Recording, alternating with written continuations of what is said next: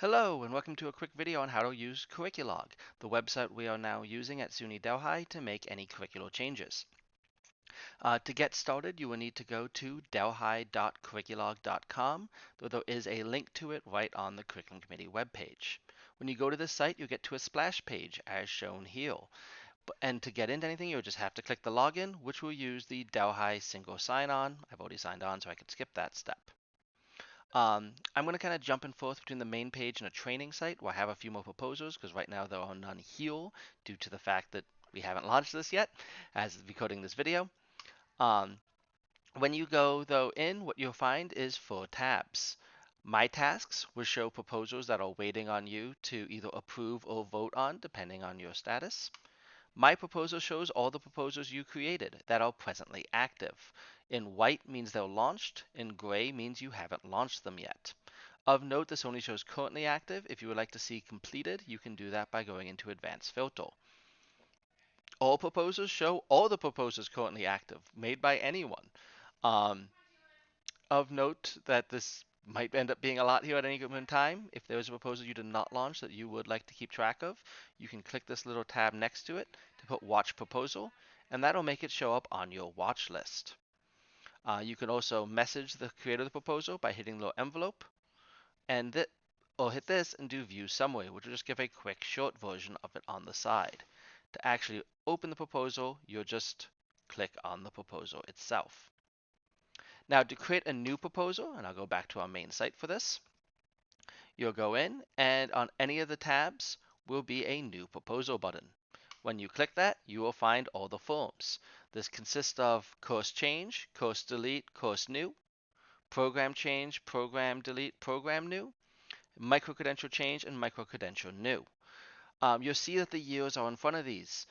Right now, as I'm recording this video, we should be preparing for the 2024-2025 semester, yet the forms say 25-26. That is because these will be not active in the present college catalog, but the college catalog of the year after, and these will be good starting in 25-26. If you are doing a new form, be it course new, program new, micro-credential new, it starts pretty easy. You just press the Start Proposal button to the side, wait for it to load, and the proposal will open. On the right half of the screen, it'll show all of the process needed for approval. Um, of note, gray boxes are mandatory. These kind of dotted ones are ones that it might do, might not, depending on the process. A lot of this has to do with GE. Um, it does take a good amount of screen though. You can always press this close toolbox to get rid of that and bring it back if you need to as steps of approval. What you'll then do is you'll go in and you will just fill out what's needed, which department you're in, which school, course name. Everything with little asterisks is required. If something without an asterisk is not, but you will then fill it all out. Once you are done, you can either save all changes. This will just save the proposal so you can finish working on later. But if the proposal is ready to launch, you can hit Validate and Launch Proposal. This will send it on to the next step.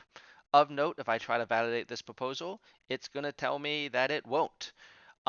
If anything is not filled out that needs to be filled out, it'll let you know and make sure you fix that. If you're doing a change form, it's going to work a little different. If I was, for example, to make a change to a course, when I start the proposal, this little search function goes up. This will allow me to search for courses on what I'm going to change, or if you're doing programs, search for programs you're going to change. Of note, sometimes previously imported shows up. This just means a proposal that has already been started and not necessarily launched. I've been using physics as an example, and that's why that's showing up like that, but it will not be an issue in this case. This will then show you kind of a summary of the course, but what you really want to do is hit Build Proposal. Past that, the form will look pretty much the same as the last one. I will once again minimize my approval steps, instructions at the top. When you go through, what you'll find is most everything's filled in except for the proposal where you say what you're doing and the rationale of why. But for everything else, it's just kind of already there. And what we'll do is you'll just make changes by making changes and put in whatever's needed. If I want to change the credit hours, I'll just change the credit hours. Once you're done, once again, you can save or change if you're still working on it, or validate and launch the proposal. Now, once proposals are approved, they'll go through once proposals are launched, they'll go through the approval process. I am not going to launch this one.